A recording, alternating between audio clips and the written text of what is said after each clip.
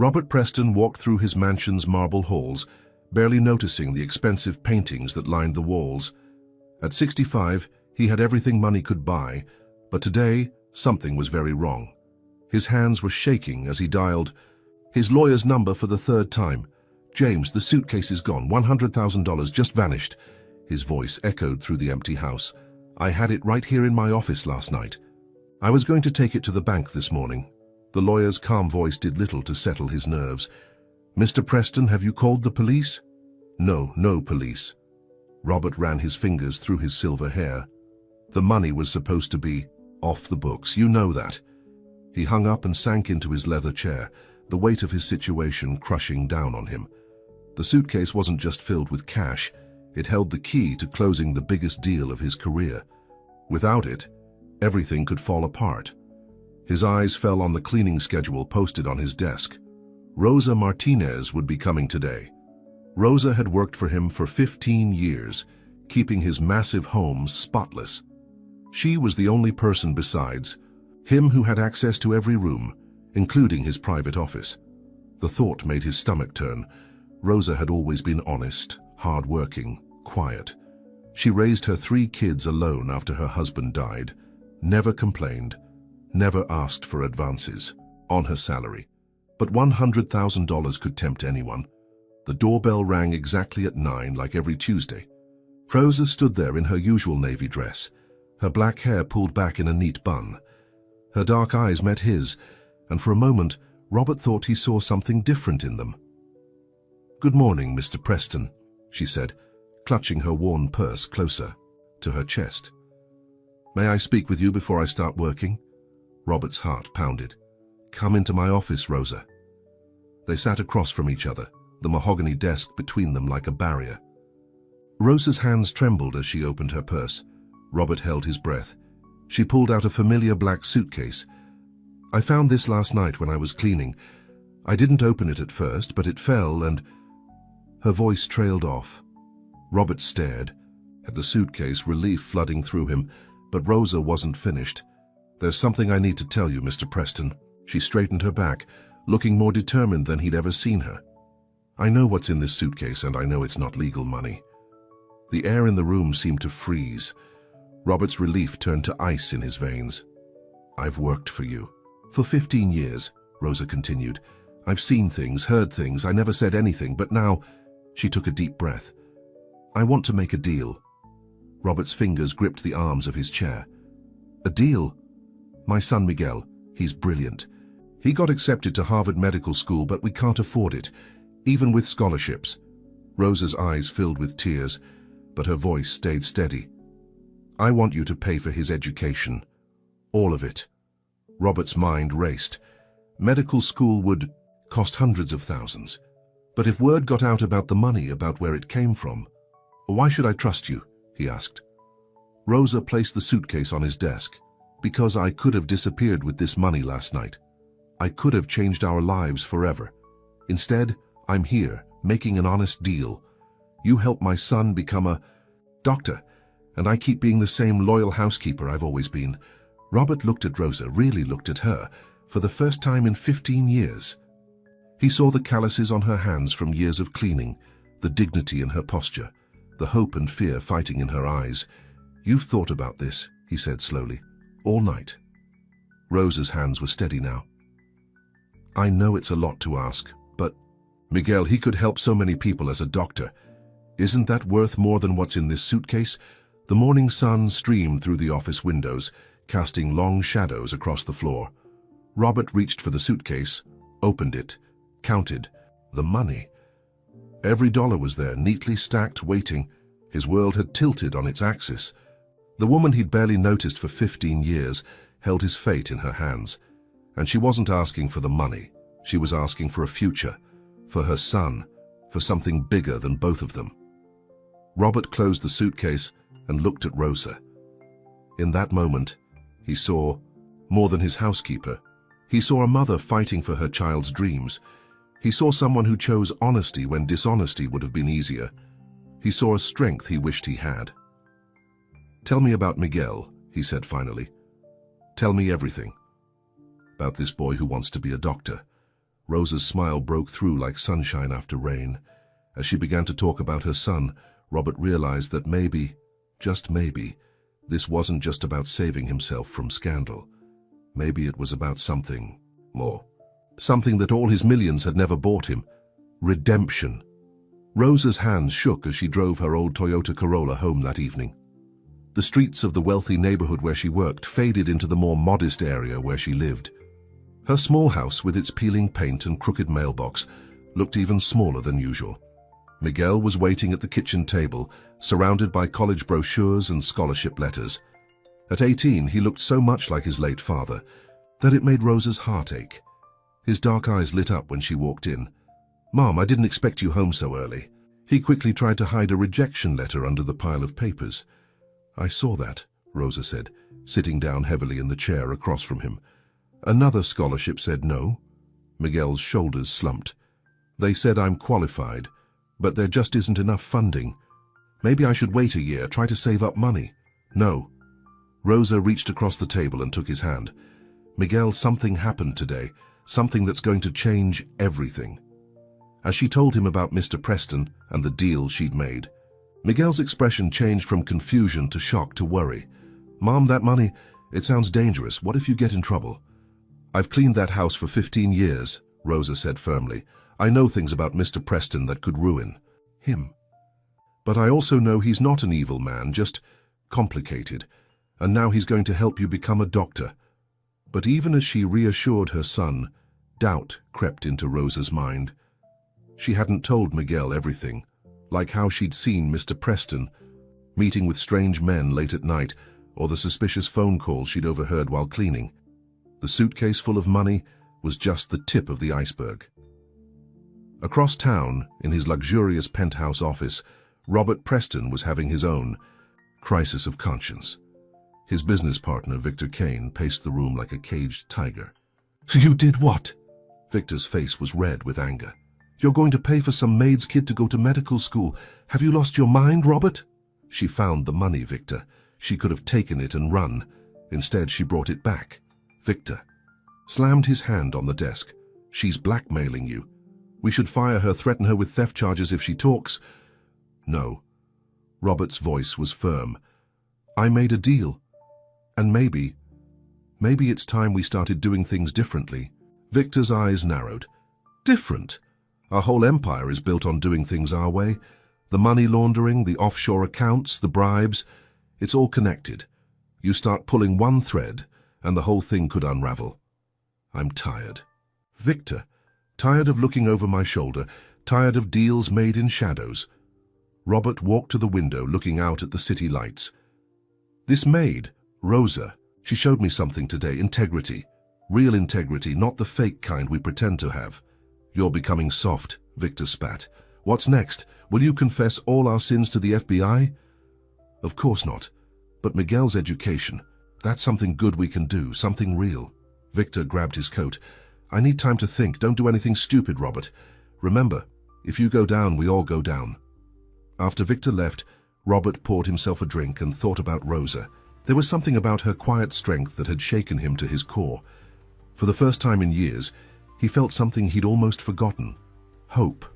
Meanwhile, in another part of town, Rosa's daughter Carmen was serving tables at the diner, where she worked. At 22, she was the spitting image of Rosa in her youth, but with a harder edge. When she heard about what happened with the suitcase, her reaction was very different from Miguel's.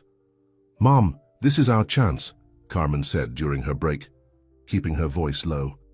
"Think about it. He must have more money hidden away. If we play this..." "Right." "No." Rosa cut her off.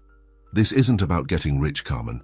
It's about Miguel's future, about doing the right thing." Carmen laughed bitterly. "The right thing? Where was the right thing when Dad died, and we could barely afford the funeral? Where was it when I had to drop out of community college to help pay the bills?" Rosa felt the old guilt rising up. Carmen had given up so much to help the family after her father's death. She'd always been the practical one, the survivor. "I know life hasn't been fair," Rosa said softly. "But this is our chance to change things the right way. Mr. Preston is going to help Miguel, and maybe what?" He'll suddenly grow a conscience and help all of us. Carmen shook her head. You're being naive, Mom. Rich people like him. They don't change. They just get better at pretending. As Rosa drove home that night, her daughter's words echoed in her head. She thought about the suitcase, about Mr. Preston's secrets, about Victor Kane's expensive car that she'd seen leaving the mansion. She thought about Miguel's dreams and Carmen's bitterness. She'd made a deal with the devil to save her son's future. But as she pulled into her driveway, seeing Miguel's light still on as he studied, she knew she'd do it all again. Even if it meant keeping secrets from her own children. Even if it meant walking a dangerous line between right and wrong. Inside, Miguel had fallen asleep at the kitchen table, his face pressed against a Harvard brochure. Rosa gently brushed his hair back, just like she used to do when he was small. Everything will be okay, she whispered, more to herself than to him. Everything has to be okay. But in her heart, she knew this was just the beginning. The suitcase of money had opened a door that couldn't be closed, and somewhere in the city, Victor Kane was making plans of his own, plans that would test not just Rosa's integrity, but everything she held dear. The morning sun hadn't yet risen when Victor Kane pulled his black Mercedes into the empty parking lot of St. Mary's Church. He checked his watch. 5:30 a.m., right on time. A few minutes later, another car arrived and Carmen stepped out, still wearing her diner uniform. "You're Victor Kane?" she asked, sliding into the passenger seat of his car. "The one who called the diner last night? And you're Rosa Martinez's daughter?" Victor's smile didn't reach his eyes. "We need to talk about your mother and Robert Preston." Carmen's heart raced, but she kept her voice steady. "I'm listening." "Your mother found something that belongs to us. Yes, Preston agreed to pay for your brother's education, but that's just a fraction of what that suitcase means." Victor pulled out an envelope stuffed with cash. "Help us, and there's more where this came from." Meanwhile, at the Preston mansion, Rosa arrived early. She found Robert in his office, looking like he hadn't slept. "Mr. Preston, are you all right?" Robert looked up, his eyes red. "Rosa, sit down, please." He pushed a stack of papers across his desk. "These are the documents for Miguel's education fund. Everything's arranged.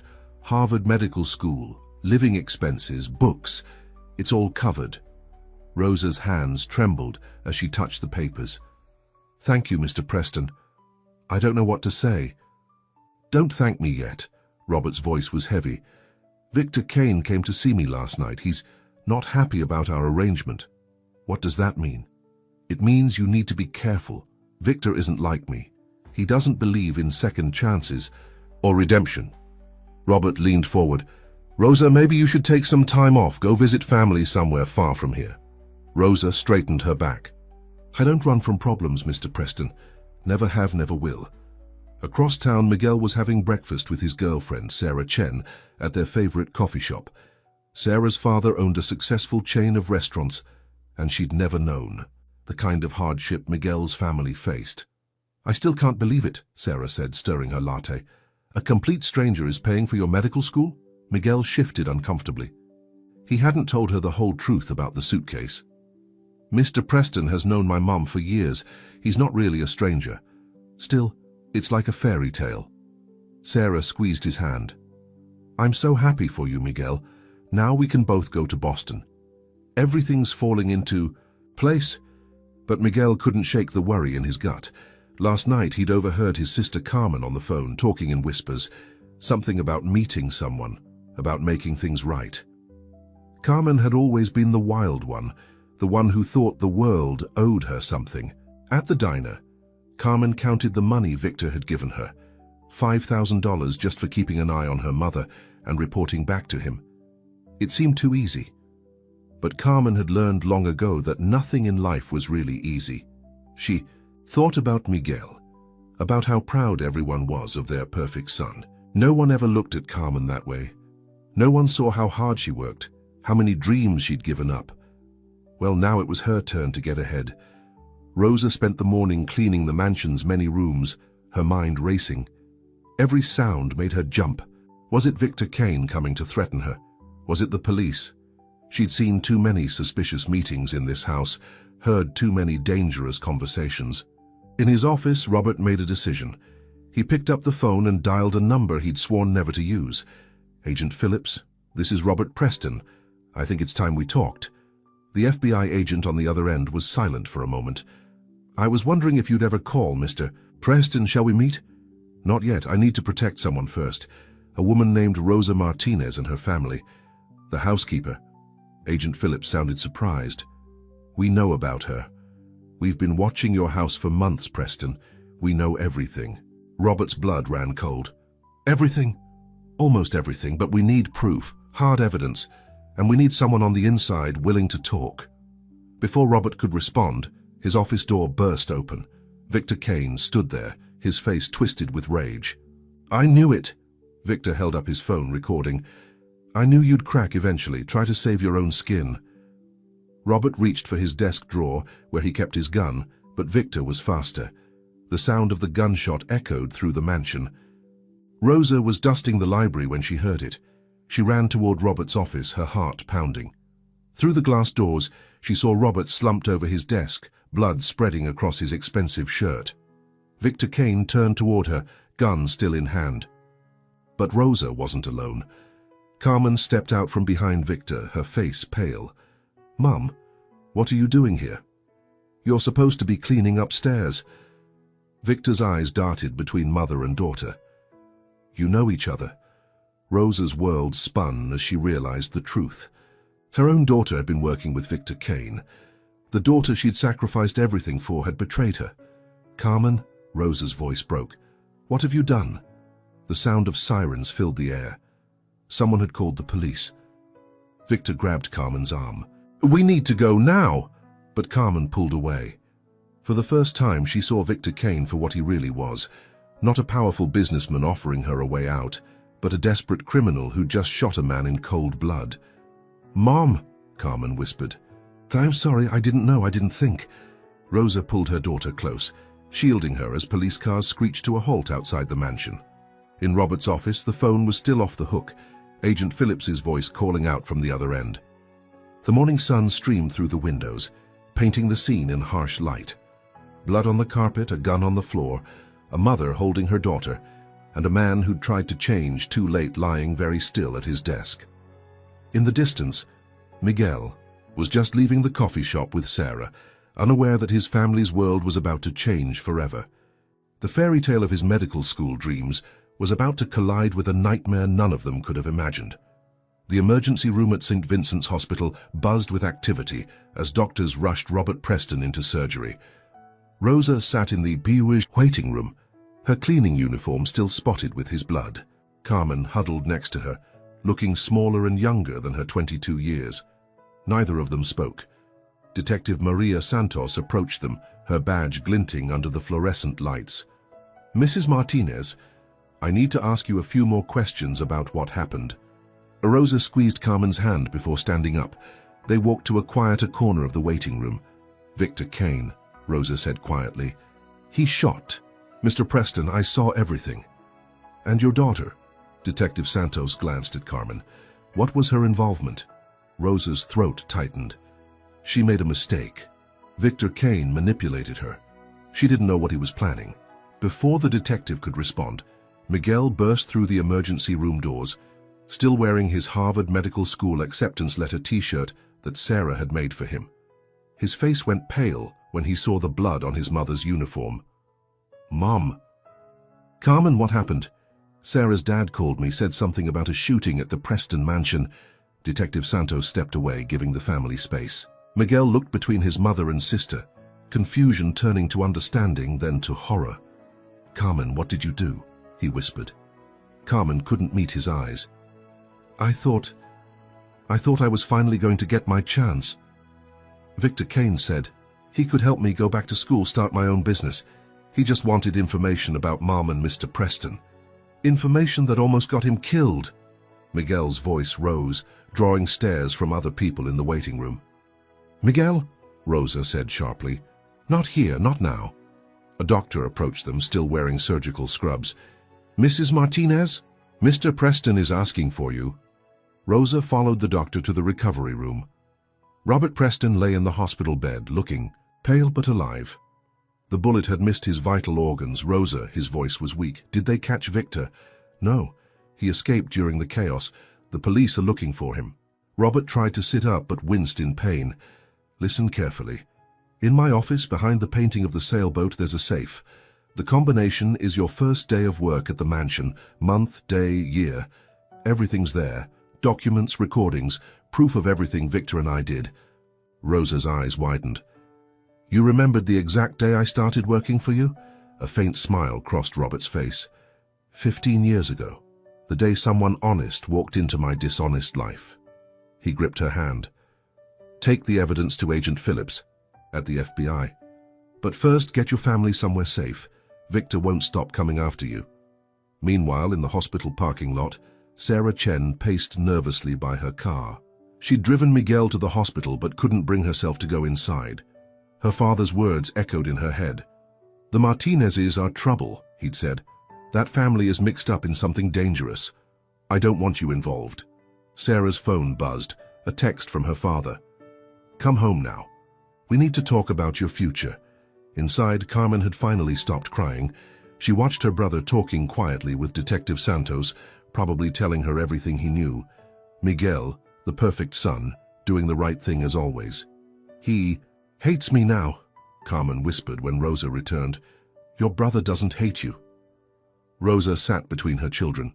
But we need to be honest with each other. No more secrets. What exactly did you tell Victor Kane? Before Carmen could answer, Sarah walked in. Miguel stood up, reaching for her, but she stepped back. I can't do this, Sarah said, her voice shaking. Miguel, I love you, but my father, he knows things about what's happening. He says it's not safe to be involved with your family right now. Miguel felt like he'd been punched in the gut. Sarah, wait. But she was already walking away, her expensive shoes clicking on the hospital floor, leaving Miguel standing there with his torn family. Detective Santos returned with more questions, but Rosa's mind was on the safe in Robert's office. Whatever evidence was in there could bring down Victor Kane, but it could also expose years of illegal activities she'd witnessed but kept quiet about. Rosa's phone rang, an unknown number. She stepped away to answer it. Mrs. Martinez. Victor Kane's voice made her blood run cold. Sorry about the mess today, but this isn't over. I know Robert's still alive, and I know he must have told you about the safe. How did you get this number? Victor laughed. I have friends everywhere. At the hospital, at the police station, even at Harvard Medical School. It would be a shame if something happened to ruin Miguel's bright future. Rosa's hand tightened on the phone. What do you want? The contents of that safe. Bring them to me, and your family stays safe. Miguel goes. To Harvard, Carmen stays out of prison for her role in today's events, and you get to keep playing the loyal housekeeper. And if I go to the FBI instead? Then you'll learn what happens when you choose the wrong side. The line went dead. Rosa looked at her children. Miguel, his dreams of medical school now tainted by violence and betrayal. Carmen, her mistakes threatening to destroy everything. And somewhere in the city, Victor Kane waited, holding their futures in his cruel hands. The afternoon sun slanted through the hospital windows, casting long shadows. In his hospital bed, Robert Preston slept fitfully, monitors beeping steadily. And in her hand, Rosa held a decision that would change all their lives forever. Detective Santos watched the Martinez family from across the waiting room, her years of experience telling her there was more to this story. Much more.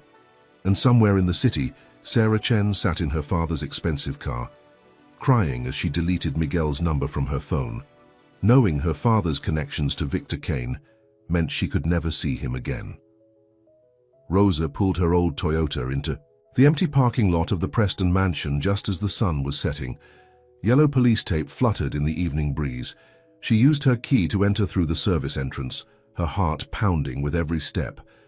The mansion felt different. Now, every shadow seemed to hide a threat. The cleaning supplies she'd left out that morning were still there, a reminder of how quickly life could change. She made her way to Robert's office, trying not to look at the blood stain on the carpet. The painting of the sailboat hung innocently on the wall. Rosa's hands trembled as she lifted it, revealing the safe behind. She input the combination, EU8 15 EU8, her first day of work. The safe door swung open with a soft click. Inside she found several USB drives, folders full of documents, and a handwritten letter addressed to her. She was putting everything into her bag when a floorboard creaked behind her. "Hello, Rosa." Sarah Chen's father, James Chen, stepped into the office. "I had a feeling you'd come here tonight." Rosa clutched her bag closer. "Mr. Chen, what are you doing here?" "The same thing as you."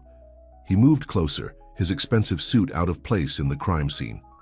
"Looking for evidence, but I'm working for Victor Kane." Meanwhile, at the hospital, Miguel sat by Robert Preston's bed. The older man had asked to speak with him alone.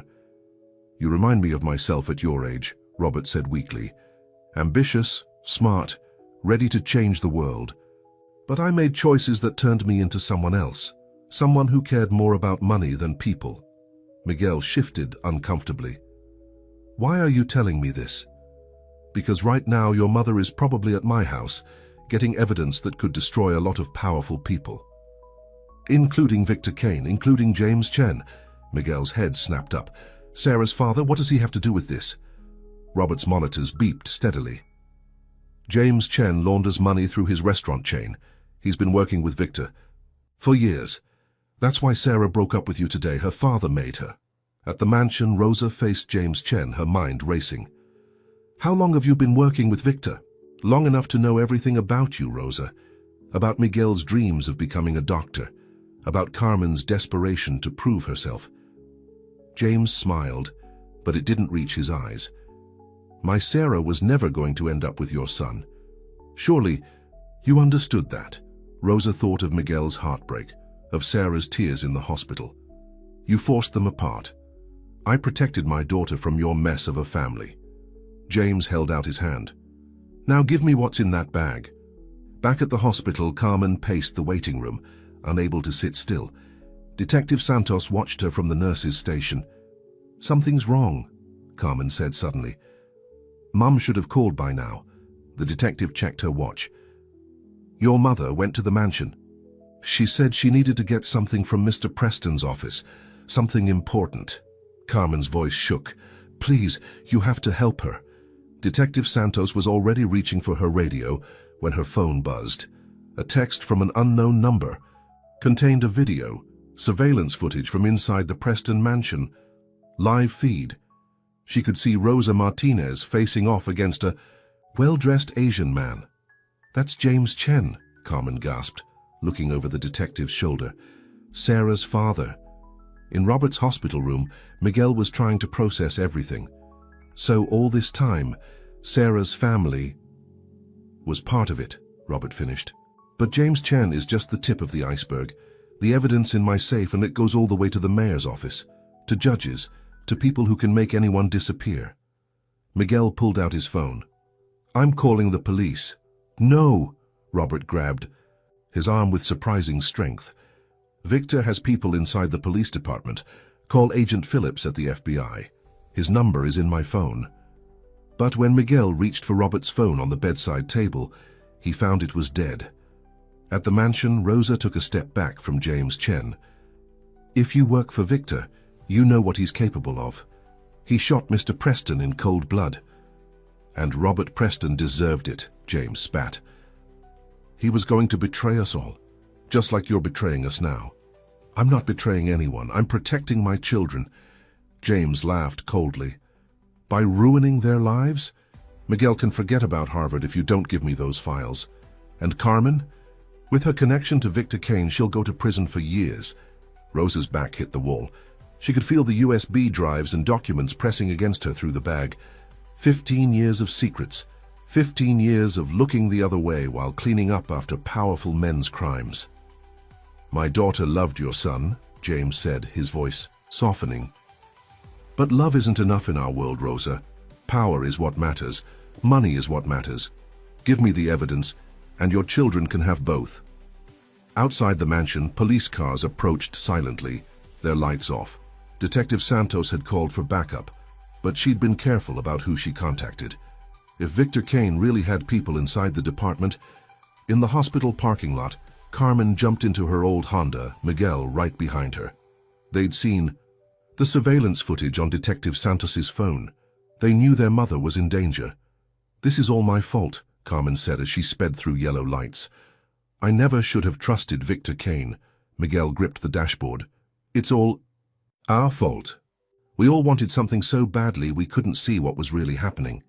Back in the mansion, Rosa thought about the moment 15 years ago when she'd first walked through these doors, desperate for work after her husband's death. She thought about all the things she'd seen, all the whispered conversations she'd pretended not to hear. She thought about Miguel's acceptance letter to Harvard, about Carmen's bitter dreams, about Sarah's tears in the hospital. James Chen took another step forward, reaching for her bag. "Make the right choice, Rosa, for your children's sake." The sound of breaking glass downstairs made them both freeze. Someone else was in the mansion. "Mom!" Carmen's voice echoed through the halls. "Mom, where are you?" "Mrs. Martinez," Detective Santos called out. "James Chen, this is the police." James's face hardened. He reached into his jacket and pulled out a gun. "It seems we're out of time for negotiations," he said coldly. Rosa looked at the gun, at the evidence in her bag, at the doorway where she could hear her children's footsteps getting closer. 15 years of cleaning up other people's messes had taught her one thing. Sometimes the right choice was the hardest one to make. She reached into her bag, but not for the evidence. Instead, she pulled out her phone, which had been recording everything since she entered the office. "I made my choice a long time ago," she said, her voice steady.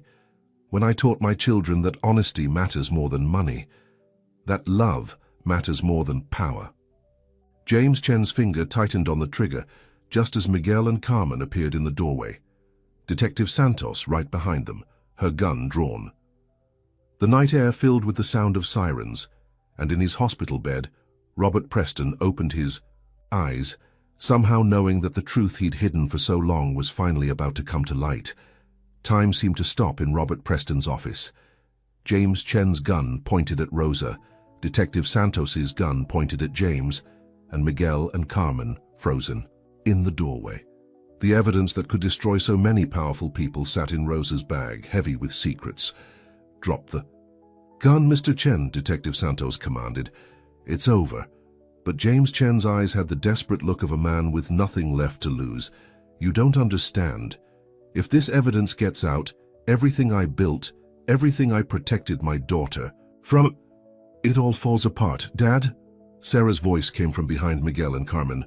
Everyone turned to see her standing there, her face pale with shock. "Dad, what are you doing?" James's hand trembled. "Sarah, you're supposed to be at home." I followed Miguel and Carmen.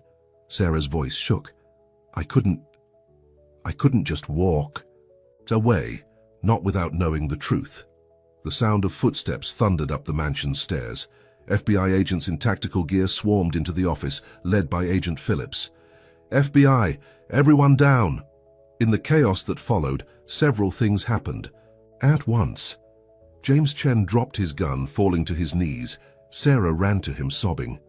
And Victor Kane's voice crackled through James's phone, which had fallen to the floor. Chen, what's happening? Did you get the evidence?" Agent Phillips picked up the phone. "Hello, Victor. This is Agent Phillips from the FBI. We need to talk." The line went dead. Hours later, Rosa sat in an FBI safe house, her children asleep in the next room. The evidence from Robert's safe was spread across the table. Documents showing years of money laundering, bribes and corruption that reached into every corner of the city.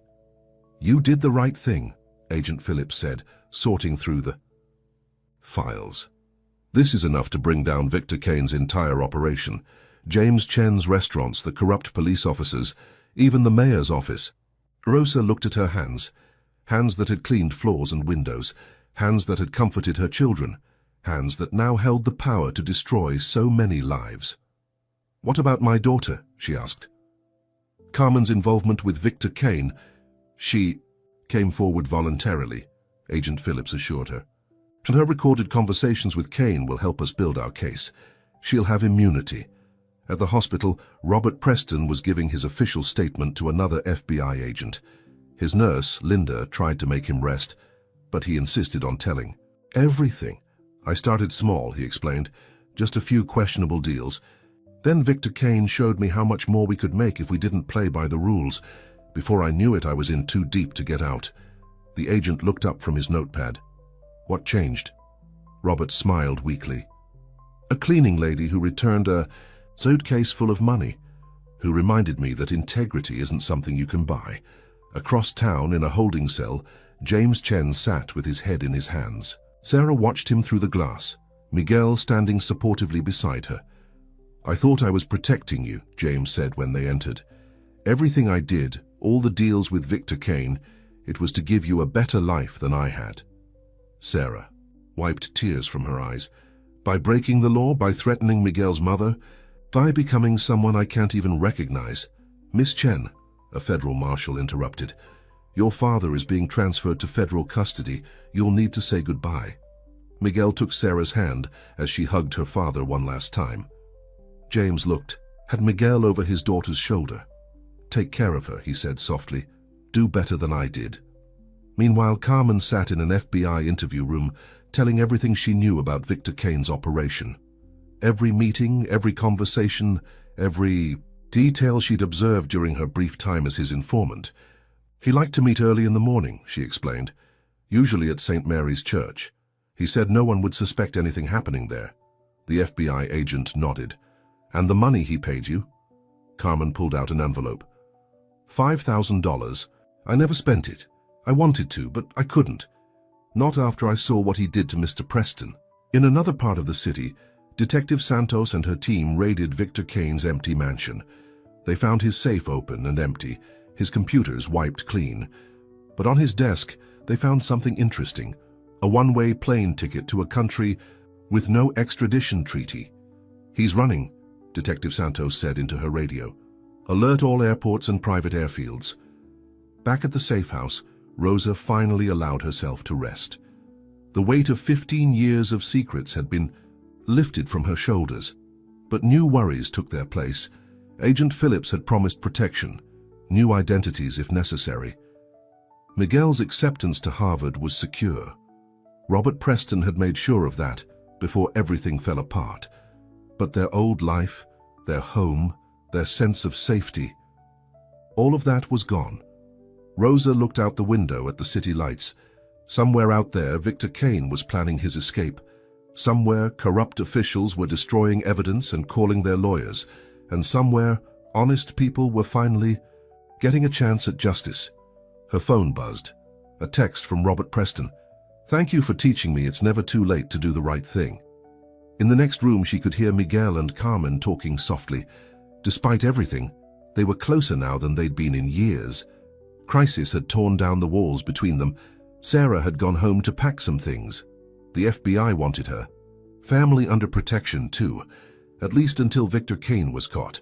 The agents believed he might try to use her to get to her father. Rosa touched the window glass, cool against her fingers. Dawn was breaking over the city, painting the sky in shades of hope. Whatever came next, she knew one thing for certain. The truth, no matter how dangerous, had set them all free. But in a private airport on the outskirts of the city, Victor Kane boarded a small plane, a briefcase full of cash in his hand. He looked at his phone one last time before turning it off. This isn't over, he muttered, as the plane's engines roared to life. Not by a long shot. 3 weeks had passed since the night at Preston Mansion. Rosa stood in the kitchen of their new apartment, provided by the FBI's witness protection program. The place was smaller than their old house, but it felt safer. Miguel was making breakfast while Carmen applied for jobs online. Mom, have you seen the news? Miguel held up his phone. The headline read, Mayor Thompson resigns amid corruption scandal, Rosa nodded. Every day brought new revelations as the FBI unraveled Victor Kane's network.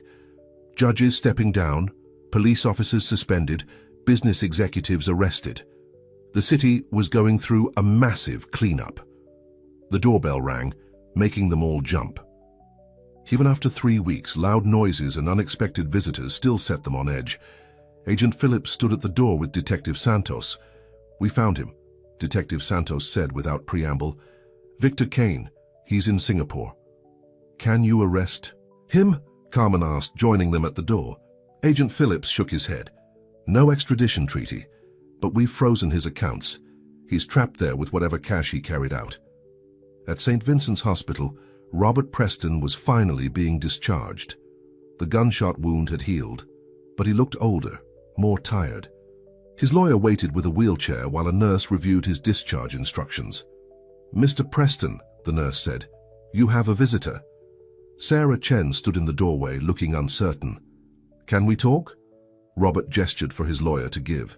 Them privacy. Sarah sat in the visitor's chair, twisting her hands in her lap. My father wants to make a deal, she said quietly.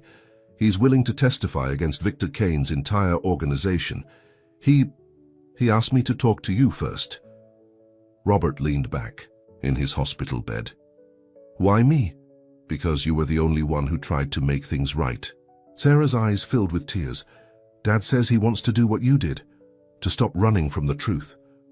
Meanwhile, in Singapore, Victor Kane sat in a luxury hotel room watching his empire crumble on international news. His phone rang. One of the few numbers he still trusted. They got to James Chen, his contact said. He's making a deal. Victor slammed his fist on the desk. That coward. What about the offshore accounts? Frozen. The FBI's Financial Crimes Unit is good. Really good. Victor ended the call and poured himself a drink. The view from his hotel showed Singapore's gleaming skyline, but he felt like a prisoner. His cash wouldn't last forever.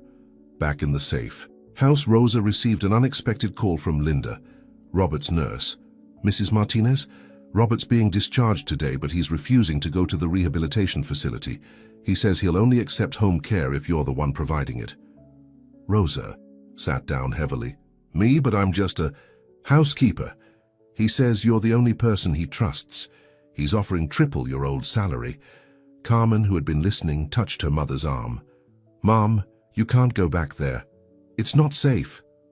Actually, Agent Phillips interjected, it might be the safest place for her. We're still watching the mansion, and Robert Preston's cooperation has been invaluable to our investigation. Miguel looked up from his medical textbooks. He'd been studying ahead for Harvard, trying to stay focused on his dreams despite everything. What about my school? He asked. How can Mom move back to the mansion when we're supposed to be in witness protection? A plan began to form in Rosa's mind. The mansion has a guest house. It's almost as big as this apartment. Maybe we could all stay there, Carmen finished. I could help Mom with Mr. Preston's care. It would give me a chance to do something good to make up for my mistakes. Agent Phillips checked his phone. Just got word. James Chen signed the plea deal. His testimony will help us track down Victor Kane's hidden assets. Sarah Chen and her mother are being placed in witness protection too. Where? Miguel tried to sound casual, but everyone heard the hope in his voice. Detective Santos smiled. Let's just say Harvard Medical School might have 2 protected witnesses enrolled this fall. Rosa looked around their temporary apartment at the bare walls, the generic furniture, the boxes they hadn't bothered to unpack. Then she thought about the Preston mansion. Despite everything that had happened there, it had been her workplace for 15 years. She knew every corner, every shadow. I'll call Linda back, she decided, but I have conditions. Later that evening, as they packed their few belongings, Carmen found the Harvard acceptance letter that had started everything. It was crumpled, now stained with coffee and tears. Do you ever wonder, she asked Miguel, what would have happened if Mom hadn't found that suitcase? Miguel smoothed out the letter carefully. We'd have our old life, but maybe this new one will be better, more honest. Rosa overheard them as she packed the kitchen supplies the FBI had provided. Her children had grown so much in these 3 weeks, not in size, but in understanding, in strength. Her phone buzzed with a text from Robert. The guest house is ready whenever you are. Thank you for giving me a second chance. Outside, Detective Santos sat in her unmarked car watching the apartment. She'd volunteered for protection duty, wanting to see this case through to the end. Her dashboard computer blinked with an alert. Unusual activity detected on one of Victor Kane's known aliases. He was moving money again somehow. In Singapore, Victor Kane booked a private meeting room at his hotel. One by one, old associates arrived, people who had escaped the FBI's net, people who owed him favors, people who might help him rebuild. But in the Preston Mansion's guest house, Rosa unpacked her family's belongings, setting up their new home. From the window, she could see Robert Preston in his wheelchair on the main house's patio, watching the sunset. Sarah's car pulled up the driveway. She'd be staying in the East Wing with her mother, while her father's trial preparations continued. Miguel hurried out to help with her bags. Carmen arranged fresh flowers in the guest house's kitchen, her first small act of creating beauty instead of chaos. And somewhere in the city, James Chen sat in his cell, writing a letter to his daughter, trying to explain how love could make a person lose their way, and how the truth could help them find it again. Life at the Preston Mansion settled into an unexpected rhythm. Rosa spent her mornings helping Robert with his physical therapy in the mansion's converted gym. Carmen managed his medications and appointments, discovering she had a talent for healthcare organization. Miguel and Sarah studied for their upcoming first semester at Harvard, their books spread across the guest house's living room. "You're getting stronger," Rosa said, as she helped Robert with his walking exercises. The bullet wound had healed, but weeks in the hospital had weakened him. "Thanks to you," Robert smiled, then grimaced as he took another step. "Although sometimes I think you're trying to kill me with these exercises." Rosa adjusted his support belt. "If I wanted to kill you, Mr. Preston, I wouldn't have saved your life that day." They shared a knowing look, remembering the chaos that had brought them here. Outside the window, FBI agents still patrolled the grounds, a constant reminder that danger hadn't passed. In the guest house, Carmen sorted through the morning mail. A letter caught her eye, no return address, postmarked from Singapore. Her hands trembled as she opened it. Inside was a single playing card, the Queen of Hearts. On it, written in familiar handwriting, "Miss our early morning meetings." Carmen dropped the card like it was on fire. Victor Kane was sending her a message. Sarah found her sitting there staring at the card. "Carmen, what's wrong?" "He knows where we are," Carmen whispered. "He's letting us know he hasn't forgotten." Sarah picked up the card carefully with a tissue. "We need to tell Agent Phillips." But Carmen grabbed her arm. "Wait, maybe we can use this. Set a trap." Sarah's eyes widened. "That's dangerous." So is waiting for him to make the first move.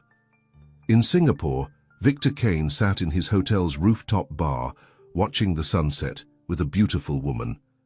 Lisa Wong, daughter of a powerful Chinese banking family, laughed at his jokes and touched his arm flirtatiously. "Such a shame about your legal troubles back home," she said, sipping her champagne. "But perhaps they're an opportunity in disguise." Victor raised an eyebrow. "How so?"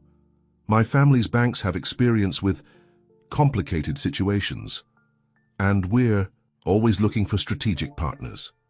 Meanwhile, Detective Santos sat in her office, reviewing security footage from the mansion. Something about the mail delivery had caught her eye. The regular mailman was on vacation. His replacement had lingered too long at the guest house's mailbox. Her phone rang. It was James Chen, calling from federal custody. "Detective, we have a problem," he said without preamble. "Victor Kane's been contacting people, calling in favors. He's planning something big." "How do you know?" "Because he tried to contact me through my old networks. He's looking for someone close to the Martinezes, someone who can get past the FBI's security." In the mansion's study, Robert worked on his laptop while Rosa dusted the bookshelves. Old habits died hard, even though she was technically his. Nurse now, she still found herself cleaning when she was worried. "Rosa," Robert said suddenly, "come look at this." On his screen was a financial report, transactions from one of Victor Kane's known shell companies. "He's moving money again," Robert explained. "But look at the pattern.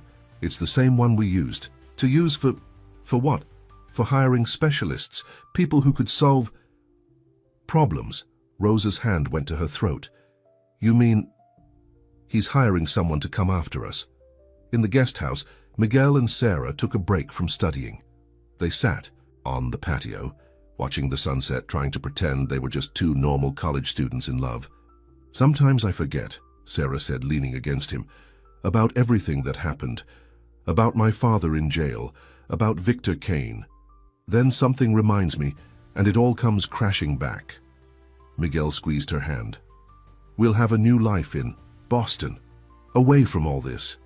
Will we? Sarah sat up. Miguel, I need to tell you something. Harvard. It wasn't just your dreams that brought me there. The FBI thinks Victor Kane has connections in Boston. They want us there because we might be bait, Miguel finished. I know. Agent Phillips told me last week. Inside the main house, Carmen helped Robert into bed for the night. As, she adjusted his pillows, he caught her arm.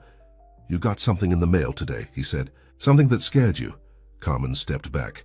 How did you? Because I used to work with Victor Kane. I know how he thinks. He likes to play with people before he strikes. I can handle it. Robert's face softened. Like you handled being his informant? Carmen's eyes filled with tears. I'm trying to make up for that. I know. That's why I'm going to help you set a trap for him. Late that night, Rosa couldn't sleep. She walked through the guest house checking on her children. Miguel had fallen asleep on his books. Carmen's bed was empty. She was probably still. In the main house, talking with Robert, a noise outside made her freeze. Through the window, she saw a figure moving near the gates. She reached for her phone to call the FBI agents, but then she recognized Sarah sneaking back from a late-night call with her father. Rosa watched the girl hurry inside, and her heart ached. They were all carrying such heavy burdens. Sarah torn between loyalty to her father and her love for Miguel, Carmen trying to redeem herself, Miguel carrying the weight of everyone's sacrifices. Her phone buzzed. A text. From Detective Santos, need to talk. First thing tomorrow, don't tell anyone. In Singapore, Victor Kane ended his date with Lisa Wong with a kiss. Back in his hotel room, he opened his laptop. On the screen was a detailed schedule of the FBI patrols at Preston Mansion, the access. Codes to the gate and something even more valuable. The name of someone inside the protection detail who was willing to look the other way. Time to go home, he whispered, booking a private flight to a small airfield just outside the city. In the mansion's security room, Agent Phillips watched the monitors, unaware that one of his own team was sending information to the very man they were protecting everyone from. And in her small room in the guest house, Carmen held the Queen of Hearts playing card over a candle flame, watching it burn. She'd made her choice. No more running, no more hiding. The trap was set. Now they just had to wait for Victor Kane to take the bait. The morning sun hadn't yet risen when Detective Santos pulled up to the Preston Mansion's service entrance. Rosa was already waiting, a cup of coffee growing cold in her hands. We found the mole, the detective said without greeting. Agent Thompson. He's been feeding information to Victor Kane for weeks. Rosa's coffee cup slipped from her fingers, shattering on the ground. Thompson? But he's in charge of the night patrol. He has access to everything. Exactly. And last night he disappeared, along with all the security codes and patrol schedules. Inside the main house, Robert Preston sat in his study, reviewing the latest report from his private investigator. Lisa Wong's photo stared back at him from the screen. I should have known, he muttered. Victor always had a weakness for powerful women. Carmen entered with his morning medications. What did you find? Victor's new girlfriend. She's not just any banker's daughter. Her family has been helping him move money, set up new identities. Robert looked up at Carmen. He's coming back, soon. Meanwhile, in a private airfield outside Singapore, Victor Kane boarded a small jet. Lisa Wong kissed him goodbye, slipping a USB drive into his pocket. Everything you need is there, she whispered. Security codes, schedules, building plans. Make them pay for what they did to you. Victor smiled, but his eyes were cold. Don't worry, my dear, everyone will get exactly what they deserve. In the guest house, Miguel and Sarah packed for their move to Boston. Harvard's fall semester would start in 2 weeks. Maybe we should stay, Miguel said, folding a sweater. With everything that's happening, Sarah touched his arm. We can't put our lives on hold forever. Mom and Carmen will have the FBI's protection. And Detective Santos said we might be safer in Boston, away from everything. But what if Victor Kane, as that's exactly why we need to go. We're part of the plan, remember? Their conversation was interrupted by Agent Phillips, who burst into the room looking worried. "Pack faster," he ordered. "We need to move you two tonight. Thompson's betrayal changes everything." Upstairs in the main house, Rosa helped Robert with his morning exercises. His strength was returning, but he still needed support. "I never thanked you properly," he said as they took a break. "Not just for saving my life, but for showing me another way to live." Rosa adjusted his walking support. "You gave my son a future. You protected my daughter when she made mistakes. We're even." "No," Robert shook his head. "We're family, and family protects each other." In federal custody, James Chen paced his cell. He'd been trying to call Sarah all morning, but the calls wouldn't go through. "Something's wrong," he told his guard. "I need to speak to Agent Phillips now. Victor Kane's making his move." But the guard just shrugged. "Phone systems are down for maintenance." James sank onto his bed, his heart racing. The guard was lying, he could tell, which meant, "They've already started," he whispered. Detective Santos arrived at her office to find her computer locked. When she called IT, they said her access had been revoked. Due to a security protocol. "On whose orders?" she demanded. "Agent Thompson's. Last night her blood ran cold." Thompson hadn't just stolen information. He was actively disrupting their operations. Back at the mansion, Carmen found another playing card in the mail. This time, it was the King of Hearts. The message was clear. The Queen had found her king, and they were coming home. She took the card to Robert's study where he and Rosa were reviewing security footage. "Look at this." Robert pointed to the screen. A delivery truck had been parked outside the gates for over an hour. "That's not normal." Rosa squinted at the image. "The logo, I've seen it before. On papers in Victor's office when I used to clean there." "It's one of his shell companies," Robert confirmed. "They're watching us." In Boston, a realtor showed a lovely apartment to a young couple. The paperwork said they were Mr. and Mrs. Thompson. "Perfect for students," she said cheerfully, "and very secure. The building has 24-hour surveillance." Victor Kane smiled at the realtor. "Security is very important to us." His companion, a young woman who looked remarkably like Sarah Chen from certain angles, nodded in agreement. Back at the mansion, Agent Phillips gathered everyone in the main house's living room. "We've lost contact with our Boston team," he announced, "and our backup security protocols have been compromised. We need to move you all to a new safe house tonight." "No," Robert said firmly. "We're not running." Carmen stood up. "He's right. Running is what Victor Kane expects. It's what he wants." "You don't understand," Agent Phillips argued. "With Thompson's betrayal, this location isn't safe anymore."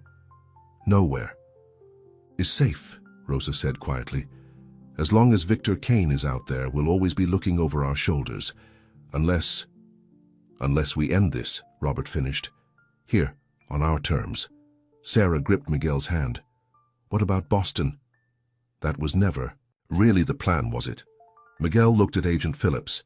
"You were using us as bait, letting Victor think we'd be vulnerable there." The FBI agent sighed.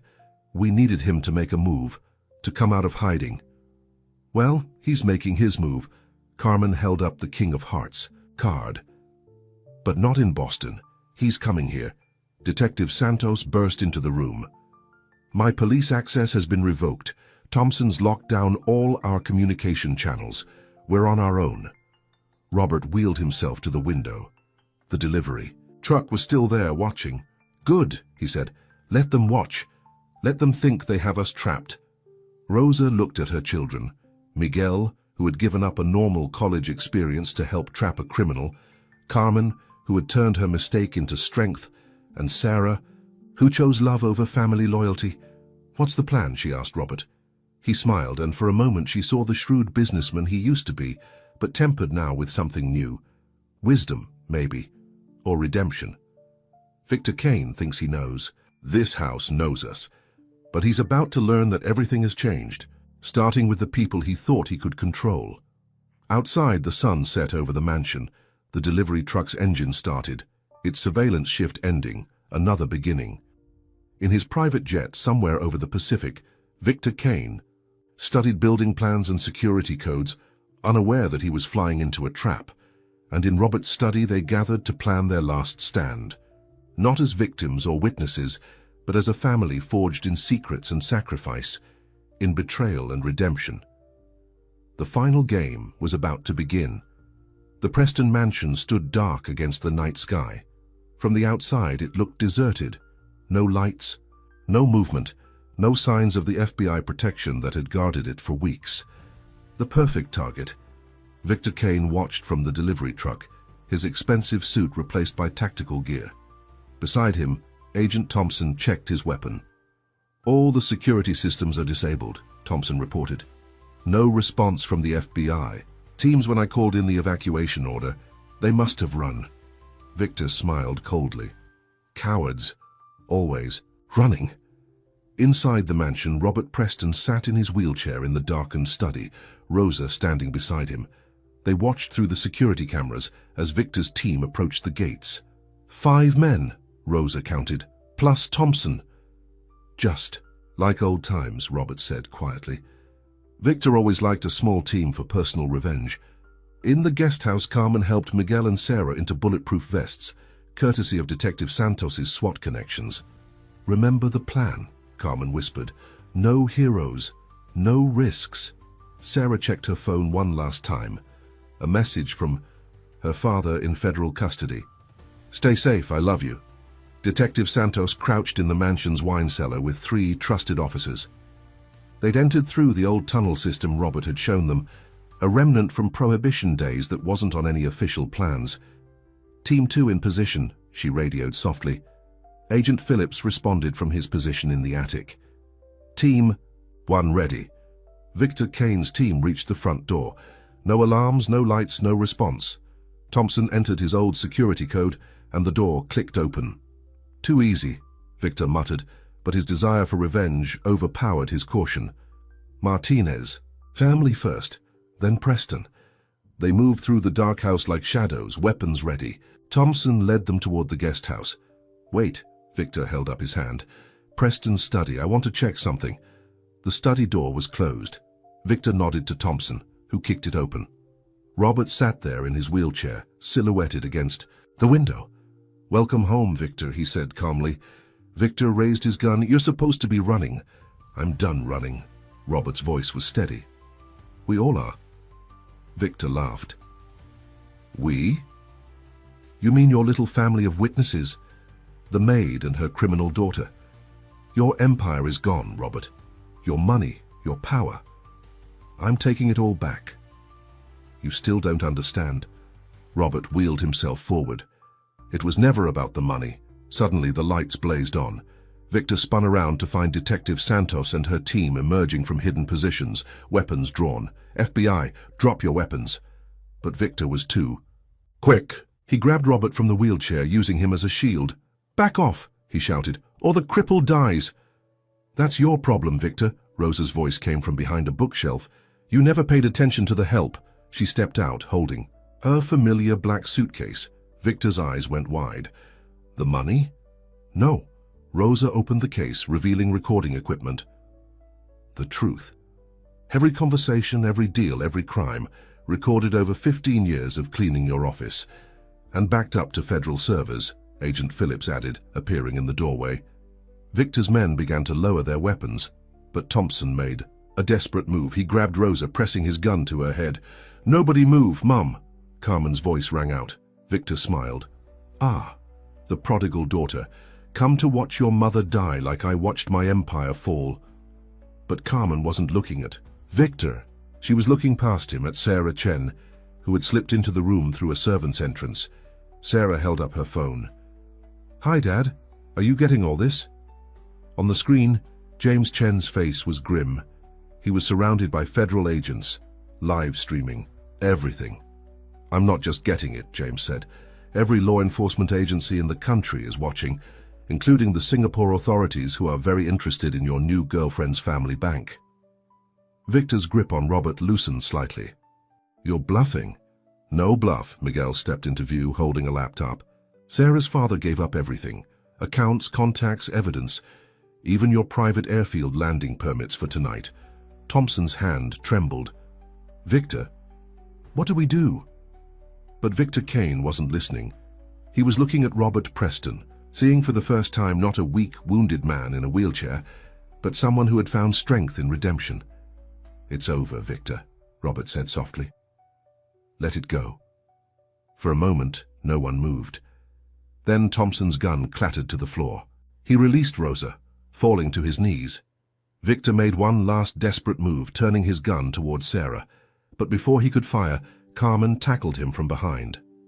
They crashed into Robert's desk as Detective Santos and her team swarmed in. Rosa ran to Carmen, helping her up. Miguel and Sarah hugged tearfully. Agent Phillips read Victor his rights while Detective Santos handcuffed Thompson. You think this is the end? Victor spat as they led him away. You think you're safe? There will always be someone else, someone willing to pay for revenge. Maybe, Robert wheeled over to him. But there will always be someone willing to stand up to them. Someone willing to choose right over easy. Hours later, as the sun rose over the mansion, they gathered in the kitchen. Rosa made coffee while Carmen bandaged the cuts she'd gotten tackling Victor. Miguel and Sarah sat close together, exhausted but relieved. So, Agent Phillips said, about Harvard. We're still going, Miguel announced, but not as bait, just as students. Sarah nodded. Normal students. Normal might be boring after all this, Carmen teased. Boring sounds perfect. Rosa smiled, serving coffee in the fancy cups she'd once only been allowed to wash. Robert watched them from the doorway. This unlikely family brought together by a single choice, a single moment of honesty with a suitcase. Full of money. You know, he said, the guest house is yours for as long as you want it, all of you. Rosa looked at her children, Miguel and Sarah planning their future, Carmen discovering her own strength. She thought about the long road that had brought them here, from cleaning floors to saving lives, from keeping secrets to revealing truth. Thank you, she said simply, for everything. Outside, Detective Santos watched the sunrise from the mansion's garden. Her phone buzzed with news updates. Victor Kane arrested. FBI uncovers international banking scandal. Corrupt agent and crime boss face life sentences. But the real story she knew wasn't in the headlines. It was here in this house, where a housekeeper's honesty had changed not just her own life, but had given everyone a chance at redemption. In federal custody, James Chen saw the news of Victor's arrest. He wrote 2 letters, one to the prosecutors detailing everything he knew, and one to his daughter telling her how proud he was of the woman she had become. And in the Preston Mansion's kitchen, life began again. Miguel studied his medical texts while Sarah read law books. She'd decided to follow a new dream. Carmen talked about nursing school, about using her experiences to help others. Rosa cleaned the coffee cups, not because she had to, but because old habits die hard. Robert worked on his physical therapy, growing stronger each day. They had everything they needed, not in bank accounts or secret deals, but in the family they had built, in the truth they had chosen, in the love that had given them the courage to stand together. Outside, the morning sun lit up the mansion's windows, turning them to gold. The reporters would come soon, wanting statements about Victor Kane's arrest. But for now, in this quiet moment, they were just a family having breakfast, sharing coffee and hope, and the promise of a future built on honesty. Rosa looked around, the table at her children, at Robert, at Detective Santos coming in for another cup of coffee. This was her real fortune, she realized, not in suitcases full of money, but in moments full of love, and that was something no one could ever steal.